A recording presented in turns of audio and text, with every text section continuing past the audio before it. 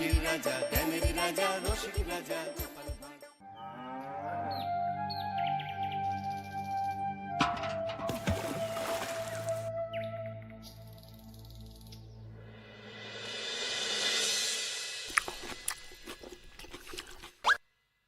কি জল নেই? জল শেষ হয়ে গেল নাকি? এই জানো তো, গ্রামের সব জলাশয়ের জলস্তর না নেমে গেছে, পুকুরও শুকিয়ে গেছে, কুয়োতে জল অনেক নিচে চলে গেছে। কি যে হবে কে জানে। এই বছর তো বৃষ্টি হয়েছে কম, তার উপর মানুষজন জল ব্যবহারের চেয়ে নষ্ট করে বেশি। দেখি, মহারাজকে বলতে হবে।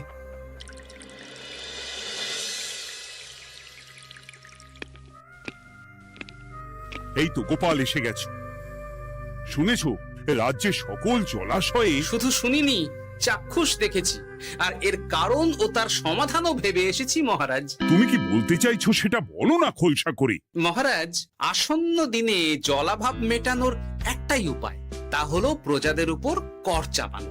মহারাজ, আমার ঠাকুরদা বলতেন, যা মেলে মূল্য বিনে তার মূল্য কে আর জানে। আমরা যেহেতু জলের মতো এত মূল্যবান সম্পদ বিনামূল্যে পাচ্ছি, তাই একে গুরুত্ব দিতে শিখিনি। সবাই মিলে দেদার জলের অপচয় করছি। আমি এই অপচয়ের বিরুদ্ধে কর বসানোর পরামর্শ দিচ্ছি মহারাজ। জলের জন্য দেবে দাম, ছুটে যাবে কাল ঘাম। হ্যাঁ, যখনই জলের জন্য কর দিতে হবে, তখনই জলের অপচয় বন্ধ হবে। এতে লাভটা কি হবে গোপাল? মানুষ কম জলে কাজ করা শিখে যাবে, ফলে আগামী দিনে যদি জল সম্পদ কমেও যায়, এই কৃষ্ণনগরের প্রজারা আগে থেকেই তার জন্য প্রস্তুত হয়ে যাবেন। কিন্তু আমি আমার প্রজাদের কাছ থেকে জলের দাম নেব গোপাল? না মহারাজ, কর বাবদ যে অর্থ উপার্জন হবে, তার সাথে আপনার দান মিলিয়ে রাজ্যের মধ্যে একটা বিরাট কৃত্রিম জলাধার বানানো হবে। বাহ বাহ বাহ! যেখানে বৃষ্টির জল সংরক্ষণ করা যাবে মহারাজ। এতে সারা বছর ধরে আর কোনো জলের অভাব থাকবে না মহারাজ। গোপালের প্রস্তাব বড় ভালো লেগেছে। আগামী দিনে ইতিহাসে এই কর্মযজ্ঞের কথা লেখা থাকবে বলেই আমার বিশ্বাস। আর তাই আমি গোপালকে এই মুহূর্তে 50টি স্বর্ণমোহর উপহার দেব বলে ঘোষণা করছি। সাধু সাধু সাধু।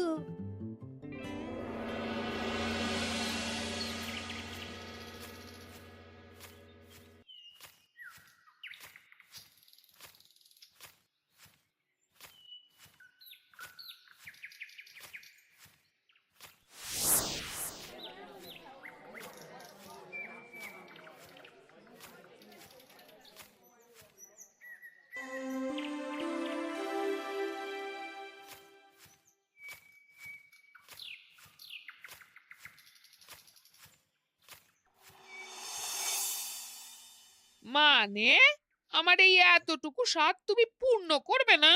আমি কি নিজের জন্য চেয়েছি নাকি? সবই তো পাবে তোমার মেয়ে আর জামাই। হ্যাঁ, সে বুঝেছি গিন্নি, তাই বলে এতগুলো মুদ্রা আমি খরচ করতে পারবো না। পারবে না?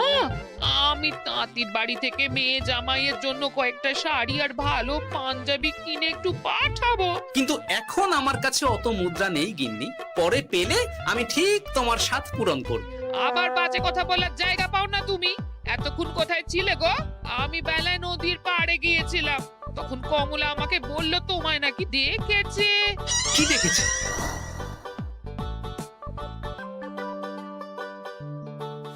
কোথায় গেল? এত বড় মুদ্রা থলে কি হাওয়াতে উবে গেল নাকি? এই রে, এ তো মহা ঝামেলা। কখন কি যে গিন্নিকে খবর দিচ্ছে সেটা টেরও পাইনি। বলি মুখে কুলু পাটলে যে বড়, বলি রাজা মশাইয়ের কাছ থেকে যে এত রোজগার করো, সেই মুদ্রা যায় কোথায়? আহ, কানের মাথা খেও না তো। আমি কি তোমার কোনো কিছুর অভাব রেখেছি? বলো একবার। খাওয়া পড়া কোনো কিছুর তো কোনো খামতি নেই তোমার। মানছি রাখোনি, কিন্তু তাই বলে আমিও তোমার স্ত্রী, তোমার গিন্নি গো গিন্নি, তাই না? আমার তো জানার অধিকার আছে নাকি যে তোমার উপার্জনের অর্থ করি সব কোথায় যাচ্ছে? জানবে জানবে, সব জানবে। এখন কিছু খেতে দাও দেখি, পেটে ছুঁচোয় ডন বৈঠক মারছে। না, এরপর থেকে আর মহারাজের কাছে উপহার পেলে ওইভাবে খোলা হাটের মধ্যে দিয়ে আসা যাওয়া করা যাবে না।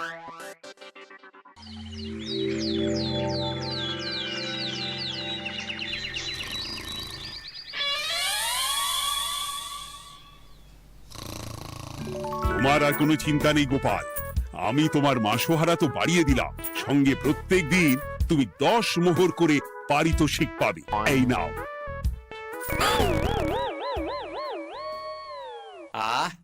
এই ভোরবেলায় একটা জব্বর স্বপ্ন দেখা গেল বটে।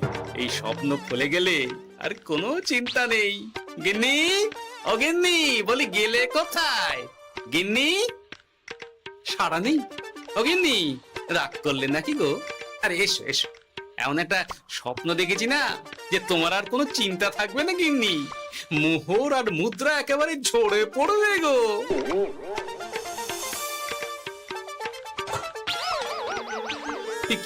এইসব ফলাহার সাজিয়ে রেখে গেল কোথায় গিন্নি? নিজের বাপের বাড়িতে তো যাবে না, কেউ নেই সেখানে। মেয়ের বাড়ি গেল নাকি? না, মেয়ের বাড়িতে তো গিন্নি যায় না। তাহলে না না, খালি পেটে এত ভাবতে পারছি না। আগে মুখ হাত ধুয়ে এসে কিছু খেয়ে নি, তারপর দেখি গিন্নি কোথায় গেল। না, গিন্নিকে তো কোথাও দেখলাম না। গেল কোথায়?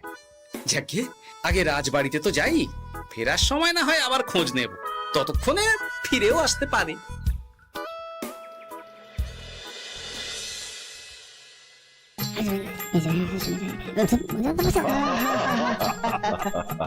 বাহ বাহ বাহ, একেই বোধহয় বলে সঙ্গগুণ। অনেকদিন এত হাসি নিয়ে। যা বলেছেন মহারাজ। হাসির চোটে পেটে ধরছে খিল। কর্তার গিন্নিতে দেখছি রয়েছে অনেক প্রেম। কি গিন্নি, তুমি এখানে কি করছো? একই গোপাল, তুমি রাজসভায় এলে যে বড়। তুমি নাকি রাজসভার কাজ থেকে অবসর নিতে চেয়েছো? হ্যাঁ, এই কথা কে বললো মহারাজ? এই তো উনি বললেন। বলি আমি আবার কি করব? তুমি আমায় একটা কাজ দিলে আর সেটা আমি করব না বলো? আমি তোমায় কাজ দিলাম? কি কাজ? বাবা গোপাল, তুমি কি আকাশ থেকে পড়লে নাকি? তুমিই তো তোমার গিন্নিকে বলে পাঠিয়েছো যে তুমি আর রাজসভার কাজে যোগ দিতে চাও না। তোমার নাকি আর কাজে মতি নেই, তুমি বিশ্রাম চাও। এই রে, গিন্নি দেখি ভয়ঙ্কর চাল দিয়েছে। আমার নামে রাজসভায় এসে এইসব বলেছে। তাই কথা ঠিকই গোপাল, যে তোমার অবসর গ্রহণের কথা শুনে আমি বিশেষ মনমরা হয়ে পড়েছিলাম। কিন্তু তোমার গিন্নি যেভাবে রাজসভায় হাসি মজা হুল্লোড় পরিবেশন করছে, তাতে আমার মনে হচ্ছে এ সাপে বর হয়েছে।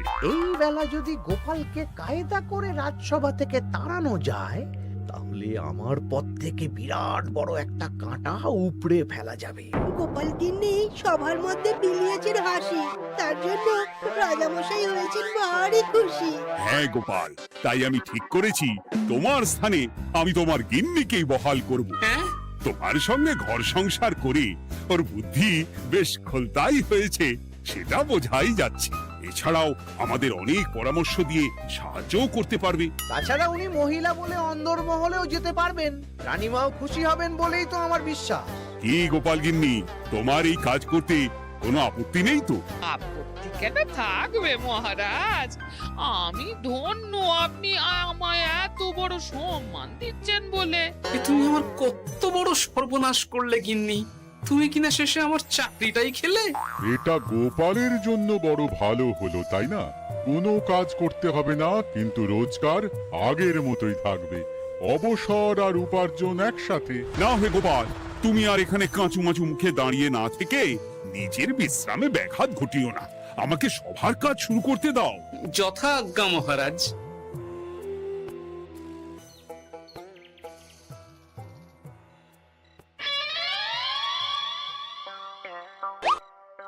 মানে মহারাজ সমস্যার সমাধান করতে দিয়েছেন তোমাকে, আর তার উত্তর দেব আমি? কেন? তুমি আমার চাকরি খাবে আর তোমার সেই চাকরি রাখার দায় নেব আমি? হ্যাঁ হ্যাঁ, নেবে। মানে কাল রাজসভায় মহারাজের সমস্যার সমাধান করব, সেই মতো কথা দিয়ে এসেছি। হ্যাঁ, আগাম 10টা মুদ্রাও বাগিয়ে এনেছি। তার থেকে তোমায় একটা মুদ্রা দিলাম। এখন মানে মানে আমাকে উত্তর বলে দেবে, না হলে আমি কেন দেব? আমি পাবো একটা মুদ্রা, আর তুমি আমার কাছে উত্তর জেনে নিয়ে সেটাই বলে পাবে 9 মুদ্রা। কিছুতেই না। বলবে না? না। তাহলে ভালো করে শুনে রাখো, আজ থেকে ঘরের উনুনে হাঁড়ি চড়বে না। চাকরি তো খুইয়েইছো, এবার না খেয়ে প্রাণটা খোয়ানোর জন্য তৈরি হয়ে যাও। হ্যাঁ, ওরে বাবা, এমন কথা কেন বলছো গো গিন্নি? তুমি তো জানো যে খিদে একদম সহ্য করতে পারি না। এখন যদি তুমি এইসব বলো তাহলে আমার রক্ষে নেই গো। বেশ, তাহলে আমি যা জানতে চাইছি শ্বশুর শ্বশুর করে বলে ফেলো দেখি। এ আমি কি শাঁখের করাতে পড়লাম রে বাবা। ঠাকুর, এত দুর্ভোগ লেখা ছিল, ঘরে বাইরে সব জায়গায় এত হেনস্থা যে সহ্য করা যায় না ঠাকুর।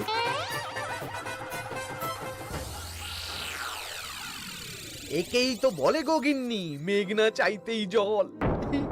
এতদিন কতভাবে চেষ্টা করেছি গোপালকে রাজসভা থেকে তাড়াবার, আর গোপাল নিজেই কিনা রাজসভা থেকে পালিয়ে গেল। সব বলছো? তোমার শরীর ঠিক আছে তো? শরীর মন সব ঠিক আছে, তবে গোপালের বদলে কাকে বহাল করা হয়েছে শুনলে তোমার মাথা ঘুরে যাবে। কাকে? গোপাল গিন্নিকে। আমার কিন্তু বিষয়টা খুব একটা সরল ঠেকছে না গো।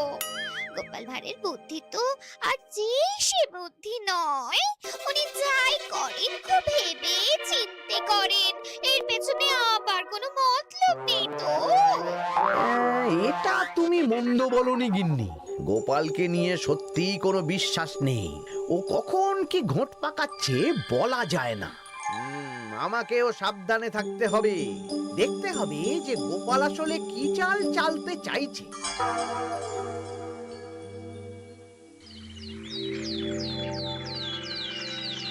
হ্যাঁ গোপাল গিন্নি, এই একটাই প্রশ্ন আমায় সারা রাত ধরে জাগিয়ে রেখেছে। মানুষ মরে ভূত হয়, ভূত কি মরে? তাহলে ভূত মরলে কি হয়? মানে মহারাজ, এই প্রশ্নের উত্তর আমার আজকে দিতে ইচ্ছে করছে না। হ্যাঁ, আমি না হয় আপনাকে আগামীকাল এই প্রশ্নের উত্তর দেব, ঠিক আছে? হ্যাঁ, গাছ থেকে পড়ে গেলে জাপটে ধরে ডালকে। আজকের প্রশ্নের উত্তর উনি দেবেন কালকে। না হে গোপাল গিন্নি, তা হয় না। এই প্রশ্ন আমাকে সারা রাত বিচলিত করেছে। আবার যদি আজকেও এই প্রশ্নের উত্তর না পাই তাহলে তো আবার একটা নিদ্রাহীন রাত আমাকে কাটাতে হবে। মানে আমি বলছিলাম কি মহারাজ, গোপাল গিন্নি তো সদ্য এই কাজে বহাল হয়েছে, তাই তাকে তো একটু সময় দেওয়া দরকার নাকি? কিন্তু প্রশ্নের উত্তর না পেলে যদি মহারাজের শরীর খারাপ হয় তার দায় কে নেবে মন্ত্রী মশাই? এই রে, এখন আমি কি করব? এ তো মহা বিপদে পড়লাম দেখছি। হ্যাঁ, আচ্ছা মহারাজ, ঠিক আছে ঠিক আছে, আমি এই প্রশ্নের উত্তর দেব, কিন্তু আমার না একটু সমস্যা আছে। খোলা হাওয়াতে গিয়ে না দাঁড়ালে আমার ঠিক মাথা খোলে না, তাই বলছিলাম। তাই না হয় যাও, হাওয়া খেয়ে এসে মাথাটা খোলতাই করে নাও, কিন্তু এই প্রশ্নের উত্তর আমাকে আজকেই দিতে হবে। হ্যাঁ, উফ, এই যে কি সমস্যা! সারাদিন ঘরে বসে থেকে থেকে তো আমার সারা গায়ে বাদ ধরে গেল। সেই সকালবেলা আমাকে ফলাহার করিয়ে দিয়ে গিন্নি তো চলে গেছে রাজবাড়িতে চাকরি করতে। এদিকে আমার যে পেটে কিচ্ছুটি নেই, তার কি হবে? মহারাজ দোকানে গিয়ে যে ভালো মন্দ খাবো তারও উপায় নেই, তাহলেই তো কাঁড়ি কাঁড়ি খরচা। না, একবার দেখি তো উনুন ধরিয়ে অন্তত ভাতটা চাপাতে পারি কিনা, তাহলে গিন্নির ওই হাঁড়ি না চড়ার হুমকির হাত থেকে অন্তত বাঁচা যাবে।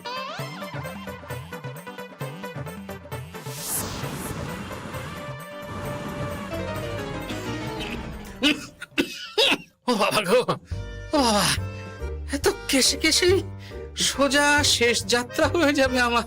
না, এর চেয়ে না খেয়ে মরাও ঢের ভালো। দেখি তুমি বাড়িতে কেন? এত হাঁপাচ্ছ কেন? ষাঁড়ে তাড়া করেছে নাকি? আরে না গো, মানুষ মরে ভূত হয়, ভূত কি মরে? তাহলে ভূত মরলে কি হয়? খোলা হাওয়াতে গিয়ে না দাঁড়ালে আমার ঠিক মাথা খোলে না। ও, এই হলো ব্যাপার। বেশ, এর উত্তর তোমায় আমি বলে দিচ্ছি। ভূত মরে প্রথমে এক ঝুড়ি অন্ধকার হয়, সেই অন্ধকার হাওয়াতে উড়ে বেড়ায়। এক সময় সেই অন্ধকার পাতলা হতে হতে কুয়াশার মতো হয়ে যায়। ব্যাস, মিটে গেল। ব্যাস, মিটে গেল। যদি রাজা মশাই এই কথা বিশ্বাস না করেন, তুমি হলপ করে বলবে আপনি যখন মরবেন একদম মিলিয়ে নেবেন মহারাজ, এর চেয়ে এক পা এদিক ওদিক হয় না যেন। হ্যাঁ, এই না হলে তুমি গোপাল ভাঁড়। বুঝেছো তাহলে? তুমি চিন্তা করো না, রাজবাড়ি থেকে ফেরার সময় আমি তোমার জন্য অনেক অনেক বাজার করে আনবো, ঠিক আছে? এই আমি যাই। এ তো ভারী মজা হলো। মহারাজ তক্ষুনি প্রশ্নের উত্তর চাইলে গিন্নি এইভাবে সেই রাজবাড়ি থেকে দুধ দাঁড়িয়ে ছুটে আসছে উত্তর জানতে। আমাকে তুমি একটা চাল দিয়ে কুপকাত করেছে তো গিন্নি। এইবার বুঝবে কত ধানে কত চাল।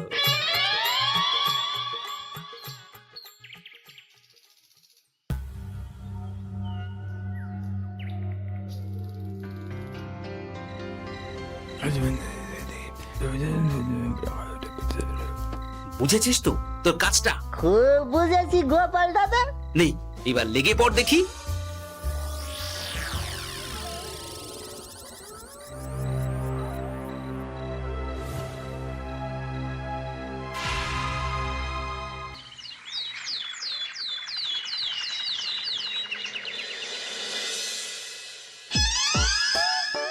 তাহলে আর বলছি কি তোমাদের, সকালবেলায় উঠে দেখি মুখের এই হাল।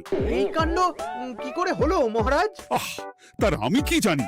আমি সকালে উঠে আয়নায় নিজেকে এই অবস্থায় দেখে খুব চিন্তায় রয়েছি। গোপাল গিন্নি, আগে মহারাজ, গোপাল থাকলে যে কাজ করতো সেটা তো তোমাকেই করতে হবে। বলতে হবে এর সমাধান কি। হ্যাঁ মানে মানে আমি হ্যাঁ হ্যাঁ, আমার মনে আছে। তোমার তো আবার হাওয়া না খেলে চলে না। যাও যাও, তাড়াতাড়ি হাওয়া খেয়ে এর উত্তর নিয়ে এসো।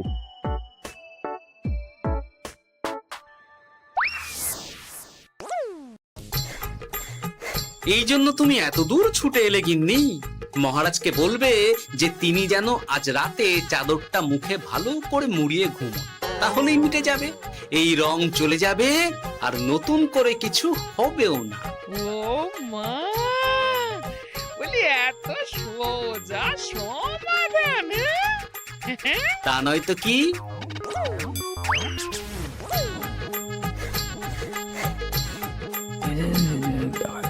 কাল সারা রাত আকাশে একবার দেখলাম চাঁদ উঠেছে, আর একবার দেখলাম ঘোর অমাবস্যা।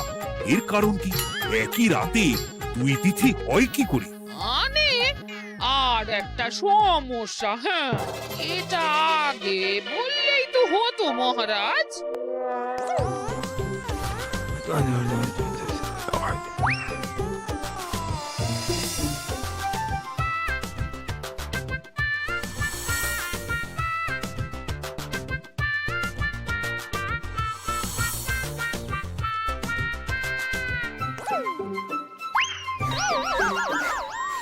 এ কি, তুমি হাওয়া খেতে গিয়ে এইভাবে খাবি খাচ্ছ কেন গোপাল গিন্নি? এর কারণ আমি জানি মহারাজ। সে কি কাণ্ড! তুমি কি করে জানলে? গোপাল গিন্নি মোটেও হাওয়া খেতে যায়নি মহারাজ, সে গেছিল নিজের বাড়িতে গোপালের কাছে আপনার বলা প্রশ্নের উত্তর জেনে আসতে। মানে গোপাল গিন্নি তার মানে আমাকে ঠকিয়েছে? তা জানি না মহারাজ, তবে আমার মনে হয় এর পেছনে গোপালের কোনো গভীর ষড়যন্ত্র আছে। না হলে সে এমনটা করবে কেন? আর এক রাতেই আপনার সাথে এতগুলো অদ্ভুত ঘটনা পর পর ঘটবে কেন? বটে, এক্ষুনি গোপালকে ডেকে আনো।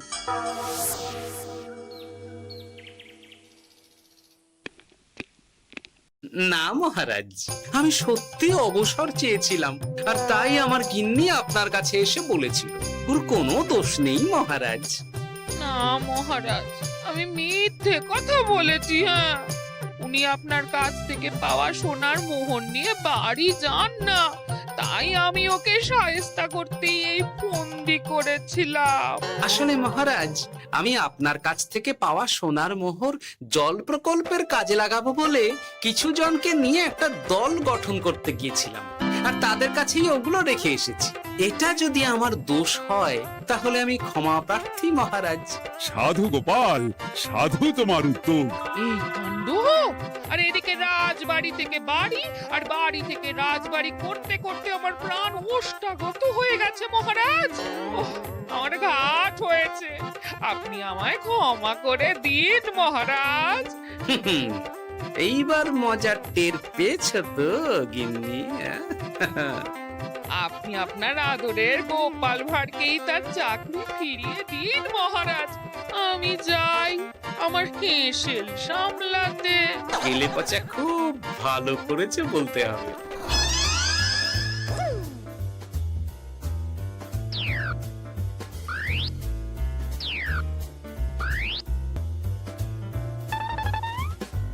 তবে মহারাজ, অমাবস্যা পূর্ণিমা সব আমার বুদ্ধিতেই কেলেপচা করেছিল।